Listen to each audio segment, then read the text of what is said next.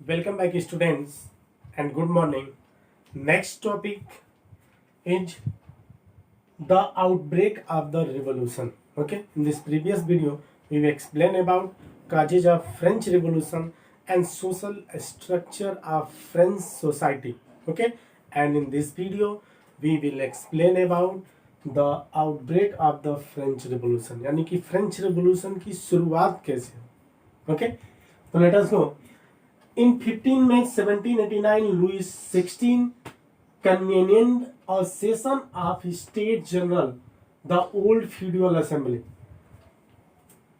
Previous video में भी मैंने बताया था कि फ्रांस के रूलर्स लुई 16 के द्वारा टैक्सेस अप्लाई करने के लिए पब्लिक पे स्टेट जनरल थी जो टोटल फ्रांस के पीपल्स का रिप्रेजेंटेटिव करती थी और इसमें फर्स्ट सेकेंड और थर्ड स्टेट्स के रिप्रेजेंटेटिव इन्वॉल्व थे. ओके, तो जो स्टेट जनरल की जो लास्ट मीटिंग बुलाई गई थी वह 1640 के आसपास बुलाई गई थी और उसके बाद 189 इयर्स लेटर जब टैक्स लगाने की बात है, क्योंकि फ्रांस की इकोनॉमिक कंडीशन काफ़ी बैड हो गई थी, तो स्टेट जनरल ही टैक्स लगाने का काम करती थी.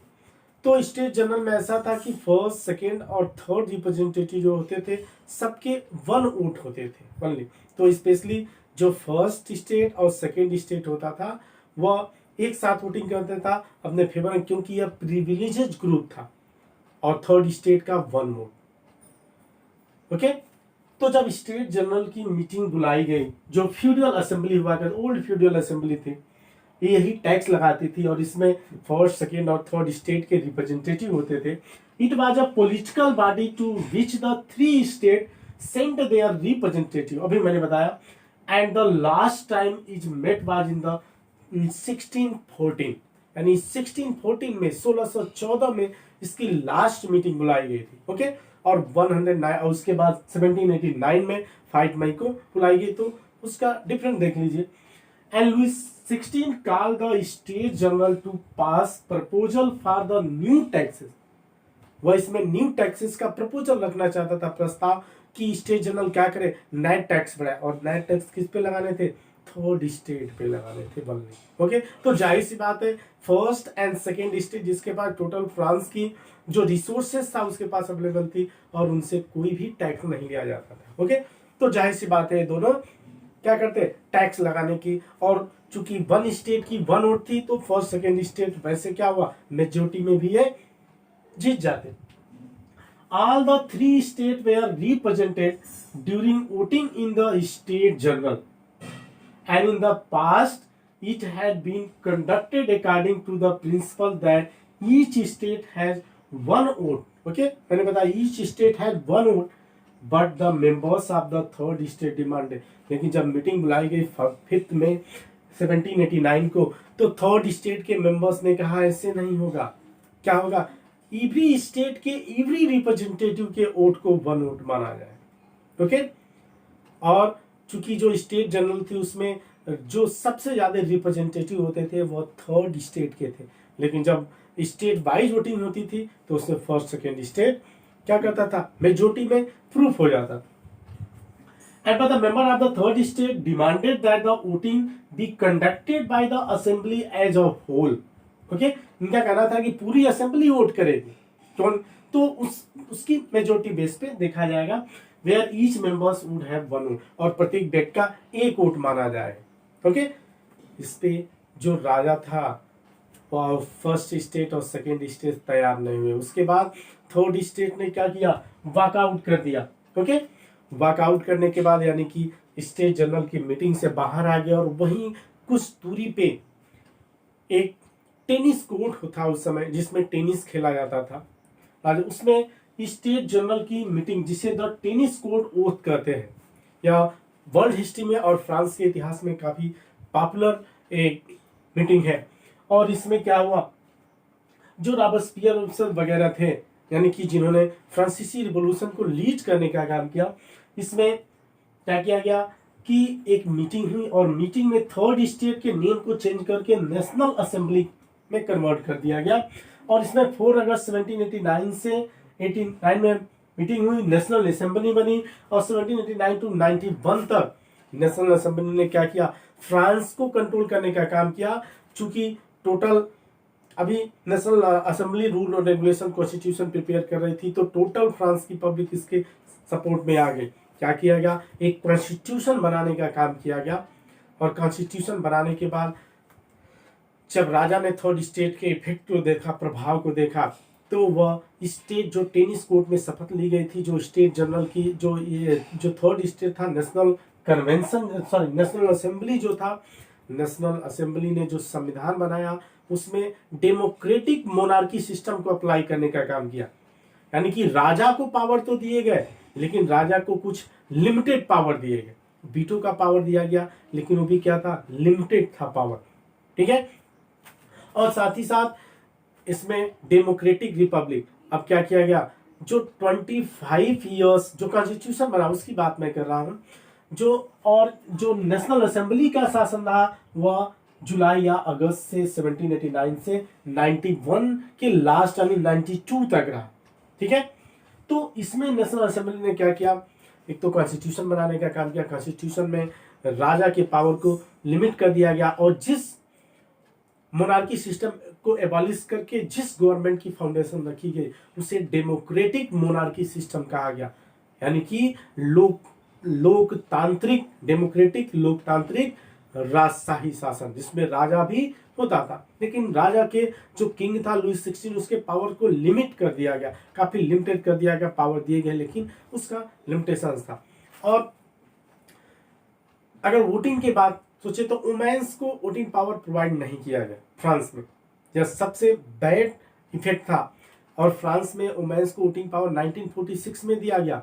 ओके, जबकि फ्रांस से ही डेमोक्रेसी का फार्मूला निकल के आया था। तो 17 और 28 नेक्स्ट पॉइंट जो है वह था 25 इयर्स एज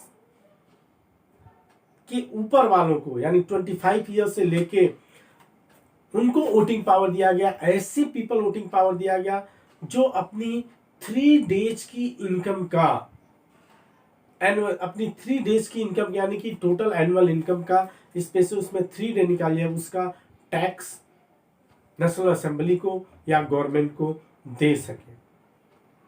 तो इसमें जो फ्रांस की करेंसी थी फ्रैंक, उसमें 54 फ्रैंक के हम सब था। ओके, 54 फ्रैंक जो प्रोवाइड करता था इनकम, उन्हें वोटिंग पावर देने का काम किया। और इसमें भी क्या हुआ, वैसे जो मिडिल क्लास था जिसे हम बुर्जुआ वर्ग कहते हैं, ये जो नेशनल असेंबली का रूल रेगुलेशन रहा यह क्या था, सिर्फ बुर्जुआ वर्ग के लिए था। इसमें बाद में कंडीशन ऐसी हुई जिससे फ्रांस के पीजेंट्स और जो लेबर क्लास था उसको भी बायकॉट करने का काम किया गया, जिसका बाद में चल के फिर से रिवोल्यूशन यानी फ्रेंच रिवोल्यूशन कई स्टेट में हुई। तो 25 ईयर से जो 54 फ्रैंक टैक्स प्रोवाइड करते थे उन्हें वोटिंग पावर दिया गया। वोटिंग पावर को भी लिमिट कर दिया गया, पुअर पीपल्स को वोटिंग पावर नहीं दिया गया। फिर सबसे बड़ी बात की गई कि जो इक्वलिटी, लिबर्टी और फ्रेटर्निटी की बात की गई थी, उसमें तो कुछ कंडीशन ठीक रही, लेकिन फिर से जब पीजेंट्स और लोअर क्लास जो पुअर पीपल्स थे उनको जब साइड किया गया वोटिंग में, जो यूनिवर्सल एडल्ट फ्रेंचाइज होना चाहिए था, तो वहीं पे इक्वलिटी और लिबर्टी और फ्रेटर्निटी भी क्या हुई, धीरे धीरे साइड कर दिया गया। लेकिन मोनार्की सिस्टम से कुछ बेटर्स थे। ओके, फिर क्या किया गया, जो नेक्स्ट कंडीशन रही फ्रांस की, फ्रांस में जो कॉन्स्टिट्यूशन बनाया गया उस कॉन्स्टिट्यूशन के अकॉर्डिंग मैंने ये बताया कि राजा के पावर को भी लिमिट किया गया। फिर 25 इयर्स वोटिंग पावर को भी लिमिट करने का काम किया गया। इक्वलिटी, लिबर्टी और फ्रेटर्निटी को प्रमोट करने का काम किया। और सबसे मोस्ट जो पॉइंट था वो ये था कि जो बुजुर्गा वर्ग था, जो मिडिल क्लास था, उसमें सबसे पहले जो असिस्ट का पावर था, राइट ऑफ असिस्ट, जिसे संपत्ति का अधिकार कहते हैं, जो 1976-78 के आसपास जो राइट ऑफ असेस थी, या अगर इंडिया में देखा इंडियन कॉन्स्टिट्यूशन के अकॉर्डिंग, तो इंडियन पीपल्स का क्या था, फंडामेंटल राइट था, लेकिन इससे फंडामेंटल राइट से बाहर कर दिया गया और कहा गया कि जो संपत्ति होनी चाहिए, या क्या है, लीगली राइट है हमारा, फंडामेंटल राइट ना होकर लीगली राइट क्या कर दिया गया इंडियन कॉन्स्टिट्यूशन में। ओके, और इसमें इंडियन कॉन्स्टिट्यूशन में 300 ए आर्टिकल जोड़ा गया। अब आपका क्या है, अब आपकी संपत्ति लीगली संपत्ति है, लीगली असेस्ट है। गवर्नमेंट जब चाहे वह नेशन के फेवर में, आप पब्लिक फेवर में आपकी असेस्ट को क्या कर सकती है, उसको एब्जॉर्ब कर सकती है, उसके बदले में आपको क्या देगी, मुआवजा देने का काम करेगी, पैसा देने का। ऐसे फ्रांस में किया गया कि जो भी पावर थे, जितने जो राइट ऑफ असेस था, वह मिडिल क्लास को प्रोवाइड किए गए, क्योंकि मोस्टली जो असेस थी, संपत्ति थी, पैसा था, वह क्या था, मिडिल क्लास के पास आ गया। ओके, मिडिल क्लास को डिस्ट्रीब्यूट करने का काम किया गया, और साथ ही साथ क्या किया गया, इसको फंडामेंटल राइट बना दिया गया। यानी कि अगर फ्रांस की सरकार चाहे तो सिर्फ अगर फ्रांस की सरकार अगर चाहे तो लीगली रूप से, अगर जरूरी हो पब्लिक के फेवर में, देश हित में, तो इस संपत्ति को कैप्चर कर सकती है। यानी कि इसमें क्या किया गया, जो इंडिविजुअल सिस्टम था, इंडिविजुअलिज्म था, व्यक्तिवादी विचारधारा, इसको भी प्रमोट करने का काम किया गया। तो ये जो फ्रांस की फिर साथ ही साथ आर्मी को डेवलप करने का काम किया गया, उसके लिए भी टोटल वो किए गए, कॉन्स्टिट्यूशन में व्यवस्थाएं की गई डिफरेंट टाइप की। तो ये जो नेशनल असेंबली था, नेशनल असेंबली के ये जो वर्ग थे, इसमें निर्वाचन यानी कि इलेक्टोरल प्रोसेस से लेके फिर नेक्स्ट एक किया गया कि नेशनल असेंबली ने मॉन्टेस्क्यू की जो आइडियोलॉजी थी, उसमें जो सेपरेट आइडिया, जिसने उसने द स्पिरिट ऑफ लॉस में लेजिस्लेचर, एग्जीक्यूटिव और जुडिशरी के पावर को डिस्ट्रीब्यूट किया था। नेशनल असेंबली ने क्या किया, ये भी काम करने का काम किया, यानी कि पावर को डिस्ट्रीब्यूट करने का काम किया। एग्जीक्यूटिव का कुछ और काम होगा, और अप्लाई करेगी गवर्नमेंट, लेजिस्लेचर को बनाया गया, और साथ ही साथ जुडिशरी सिस्टम को भी बनाने का काम नेशनल असेंबली के द्वारा किया गया। ओके, फिर क्या किया गया, टोटल नेशनल असेंबली ने टोटल फ्रांस को 83 डिपार्टमेंट्स एंड 373 कैंटन एंड 44,000 कम्युनों में बांटे। यानी कि टोटल फ्रांस को क्या किया गया, 83 जो अभी मैंने बताया, 83 जो डिपार्टमेंट्स थे, जिसे प्रांत कहा जाता है, प्रोविंसेस कहा जाता है, तो 83 प्रोविंसेस में इन्हें डिस्ट्रीब्यूट किया गया, एंड साथ ही साथ इन्हें 373 कैंटन्स, प्रोविंसेस को कैंटन जिसे डिस्ट्रिक्ट कर सकते हैं, और उसके बाद 44,000 कम्यून में डिस्ट्रीब्यूट करने का काम किया गया टोटल फ्रांस। ओके, यानी कि फ्रांस में एक डेमोक्रेसी गवर्नमेंट लाने का काम किया गया, डेमोक्रेसी को स्टेब्लिश करने का काम किया गया, और इसमें जो मोनार्की था, डेमोक्रेटिक मोनार्की सिस्टम को बनाए रखने का काम किया गया। यह आपका चला 4 अगस्त 1789 से 1901 तक। ओके, 1901 तक यह नेशनल असेंबली ने क्या किया, फ्रांस पे शासन करने का काम किया गया। नेक्स्ट नेशनल असेंबली के द्वारा जो किया गया, जो चर्च था, चर्च को की जो असेस थी उसको कैप्चर्ड कर लिया गया। कैप्चर्ड करने के बाद टोटल चर्च की जो असेस थी उसको गवर्नमेंट का असेस्ट मान लिया गया, यानी कहा गया चर्च की पूरी संपत्ति गवर्नमेंट की संपत्ति है।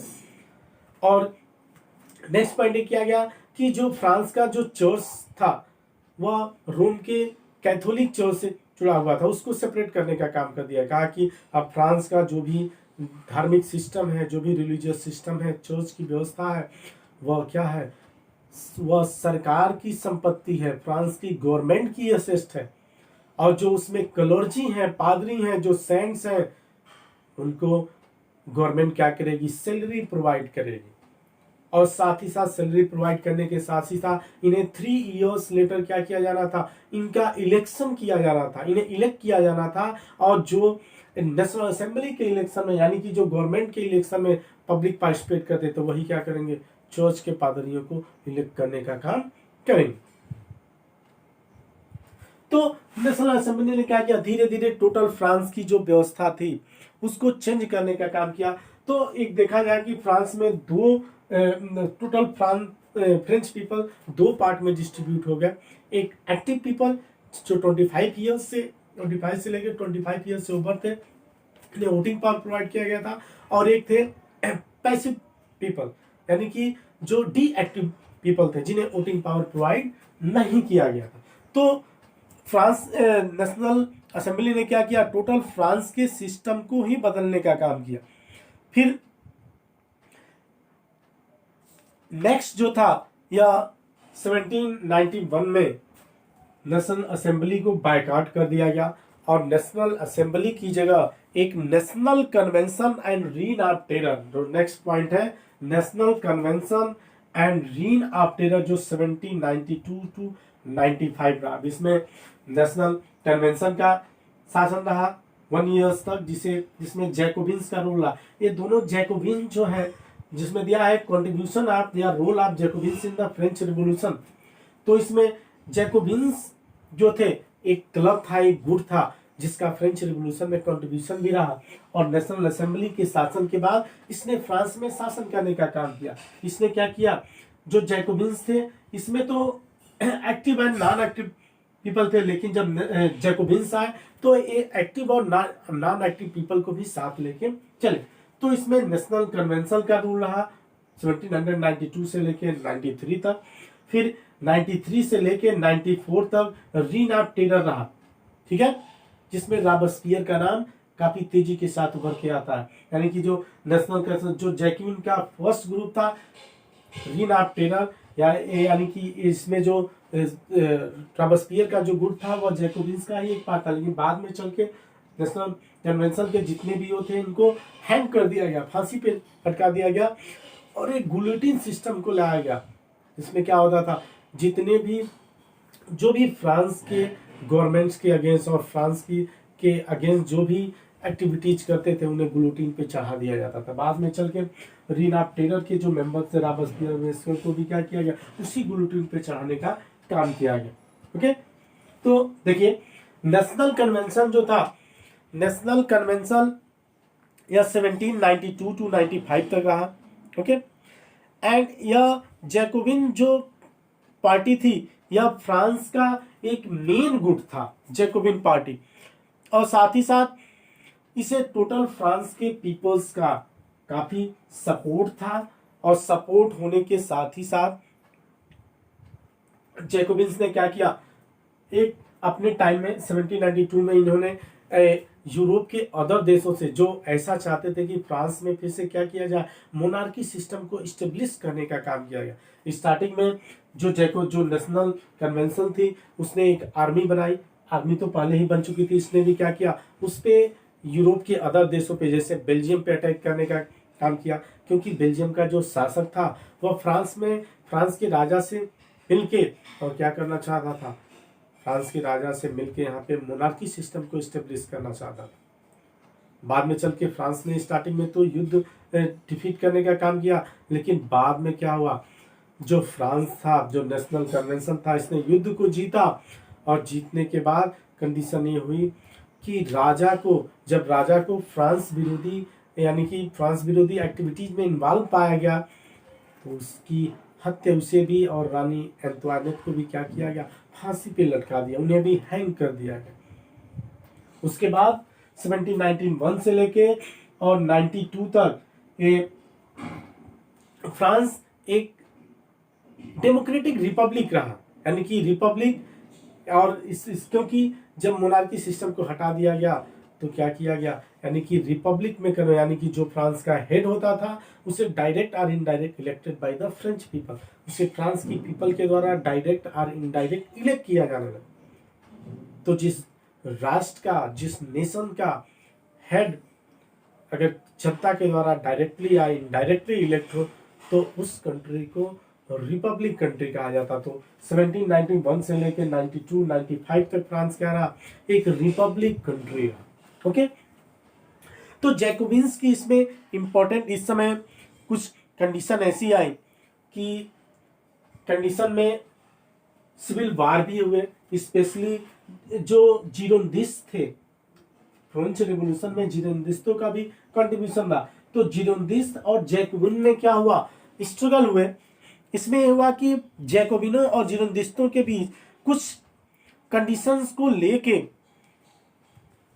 काफी मतभेद थे, और मतभेद बाद में इस सामने आए। जो जिरोंदिस्ट थे, जिरोंदिस्ट चाहते थे कि जो मोनार्क था, जो किंग था, राजा था, उसके पास उसके साथ कुछ लिबरल ट्रीट किया जाए, लेकिन जो जैकोबिन्स थे इसके फेवर में नहीं थे। तो बाद में चलते जब इनमें डिबेट हुआ, क्योंकि जो जिरोंदिस्ट थे वह नेशनल कन्वेंशन के ही पार्ट हुआ करते थे, तो बाद में चल के जिरोंदिस्तों को हटा के और फिर क्या किया गया, जैकोबिन्सों ने नेशनल कन्वेंशन, और बाद में चल के इन्हीं में जैकोबिन्स में दो गुट हुआ, अभी मैंने बताया।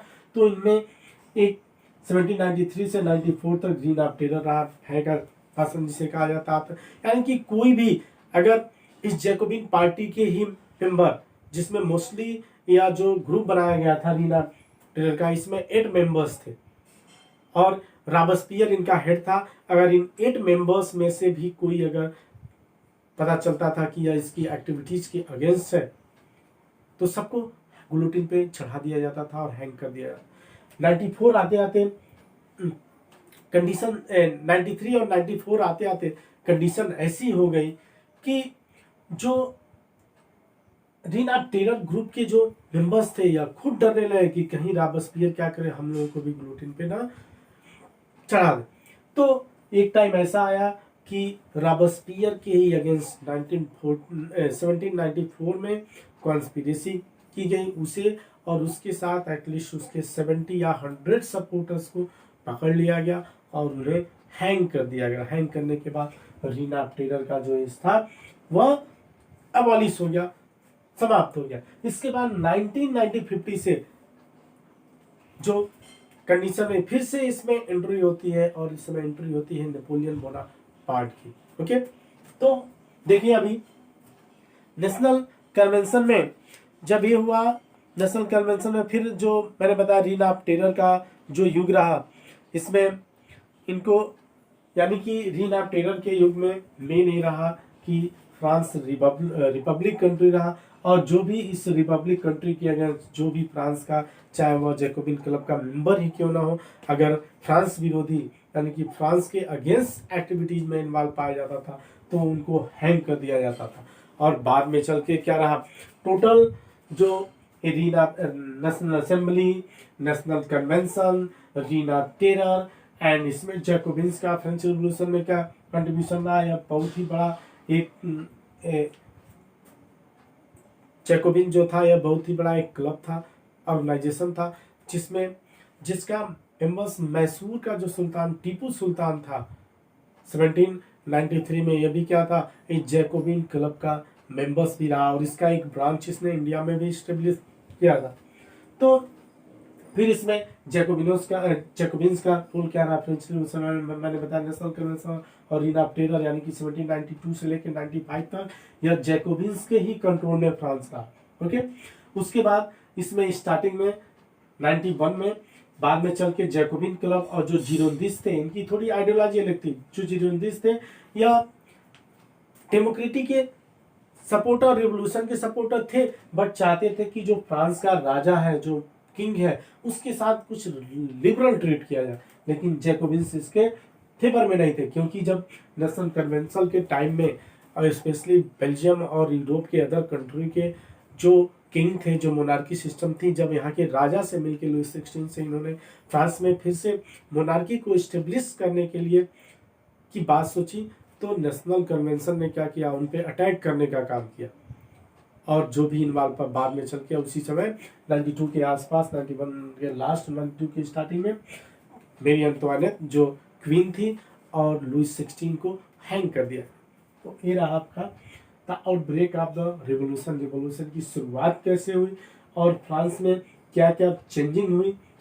इसमें नेशनल असेंबली का शासन रहा, फिर नेशनल कन्वेंशन का शासन रहा 1 ईयर तक, फिर 93 से 95 तक रीना टेलर का रहा शासन, इसमें जीरोदिस्तु की भूमिका रही। अब नेक्स्ट वीडियो में फ्रेंच रिवॉल्यूशन से रिलेटेड 95 के बाद इसमें इमर्ज ऑफ नेपोलियन का उदय होता है। तो अब नेक्स्ट वीडियो में हम लोग फ्रेंच रिवॉल्यूशन से रिलेटेड आगे का स्पेशली नेपोलियन बोनापार्ट से समझने का प्रयत्न करेंगे। ओके, तो थैंक यू। हमारे चैनल को देखते रहिए, देखने के बाद सब्सक्राइब करिए रेड बटन को दबा के, और साथ ही साथ वहाँ पे बेल आइकन को क्लिक करने के बाद ऑल का ऑप्शन आएगा, ऑल को क्लिक करिए तो नोटिफिकेशन आपको टाइम टू टाइम मिलते रहेंगे। जब वीडियो अपलोड किया जाएगा तो आपको नोटिफिकेशन, जिससे हमारे वीडियो आप तक सबसे पहले पहुँचेगा। ओके, तो थैंक यू।